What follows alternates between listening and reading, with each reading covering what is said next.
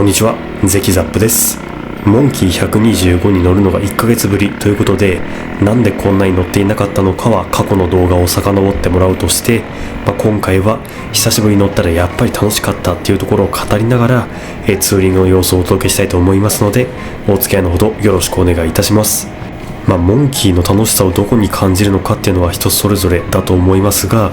自分はモンキー125の軽快な走りっていうところが楽しいなと思っています。まずガレージのシャッターを開けた時、ハンターカブとシルクロードとモンキーっていう3台が、自分は持ってるわけなんですけど、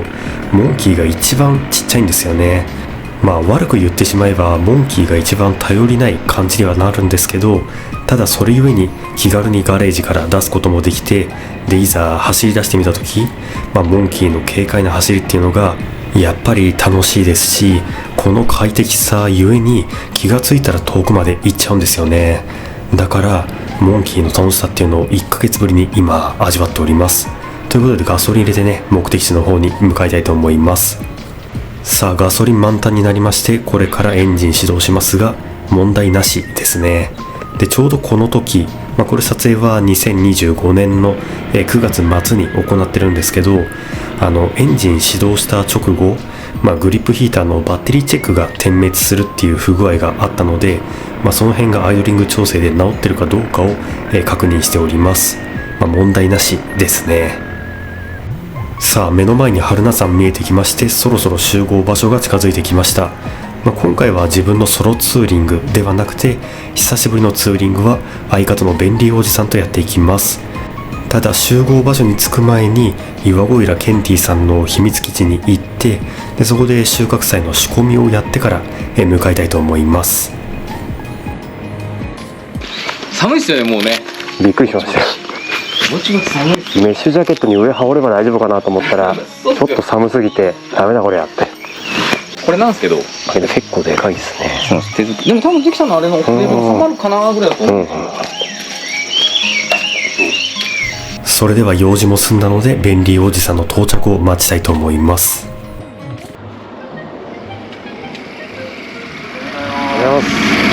エンジンかかんなかったんですか？違う、許してた。すげえ掃除機かけてる時に腹の圧力が上がってきて、いけない、どうしようって。すいませんね。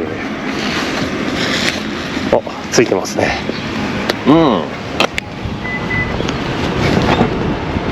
ちゃんと機能してますよ。このちっちゃいのに。本当はここにこれと同じ台座があってバネがいたんですけどね、先っちょはピロボールに取り替えてバネ抜いてくっつけた。すげえ。伸び側が硬いので跳ねない。でフロントは硬めのオイルになってる。そう、フォークオイルを硬めにしたっていうところですね。あとね、メーターの取り付けをちょっと車両前に持ってって見やすくなりました。いつもヘルメットのこれに隠れちゃってたんですけどね。なるほど。あとは何でしょうね。こんなのがついてるじゃないですか。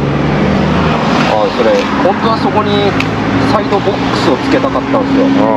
だけどホームセンステイだと結構プランプランしちゃって良くなかったんで、必要最低限ちょっとした工具が入ってます。なるほど。肝心の前回ダメだったところはクラッチですか？いやー、あれっすよ、燃料フィルター。燃料フィルターはね、こういう取り回しも変わったんですね。そうなんです。前のが結構太いやつだったんですよね。外形か内形か忘れたけど、パイ8っていうタイプで紙のフィルターだったんですけど、これナイロンメッシュですね。紙より粗くて、その燃料のなんつうんですか、通水抵抗は低いタイプだから、これでリザーブまで使い切っても全然燃料がとどまることなく、なんつうんですかね、ガス欠症状にはならないですね。いや、大丈夫ですね。大丈夫。それではこの1ヶ月間何があったのかっていう報告も終わりましたので、ツーリングをやっていきます。ちなみに便利おじさんの方も、まず便利の方が、燃料フィルタターの詰まりによるガス欠症状とか、あとはクラッチの何かで1回劣化されてるんですよね。で本人も1ヶ月前のツーリングの数日後かな、救急搬送されていたりとか、いろいろありましたが、無事こういう風にツーリングができて非常に嬉しいです。さあこの辺りは三郷梅林ですね。動画公開から1ヶ月もすればすごいたくさんの梅を見ることができるんで、花粉症とかじゃない方には、非常におすすめのツーリングコースとなっております。さあ梅林からかなり距離を走ってきまして、国道406号をそれて、県道54号に入っていきます。でここからはねひたすらまっすぐ道なりに走って、二度上げ峠、そちらを目指していきます。さあここからはいよいよ二度上げ峠が始まっていきます。群馬県にある峠の中でも勾配はそこまで厳しくないんですけど、路面が比較的悪い印象の峠となっております。なのでコーナーとかで無理な走りをすると滑りやすいっていうところがポイントですね。そうは言ってもモンキーなので、こういった上りの場合はアクセル全開でもそんなにスピードが出るわけではないので、問題なしですね。そのあたりもモンキーで走らせていて安心なポイントですよね。軽量だから取り回しもいいし小回りも効くし、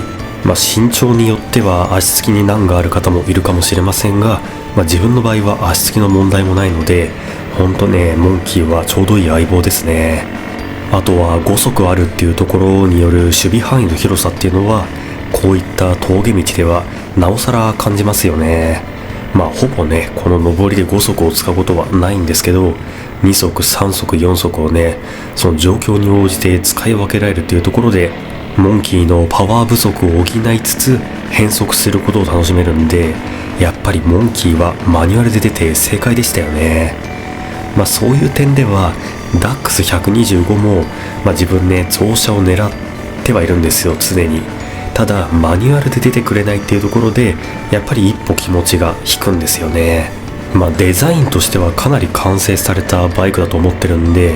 もうこれが最後とかファイナルモデルっていう風になったらその時かなっていう感じで、基本はツーリングを楽しむんだったらやっぱりモンキーかなと今は感じております。さあそれでは二度上げ峠登り切りまして、この左側にそれると、絶景ポイントがあるんですけど、このように未舗装になってるのでちょっとね雨が降った後とかは登んない方がいい感じです。かなり滑ります。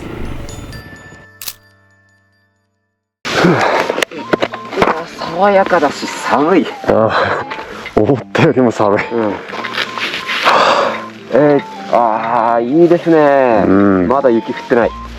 ちゃんと見える。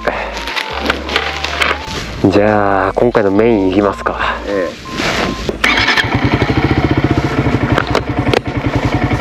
はい、それでは最後まで動画を見ていただきありがとうございました。今回はモンキー125に1ヶ月ぶりに乗りまして、やっぱりこのバイクは楽しいなっていう気持ちをお伝えしましたがいかがだったでしょうか。やっぱりモンキーって一人乗り専用だし、ある程度ねキャラクターが強いバイクでもあるので好き嫌いはしっかりと分かれるバイクなんですけど、自分はこのバイクを選んで本当に良かったなと思っております。それではまた次の動画でお会いしましょう。バイバイ。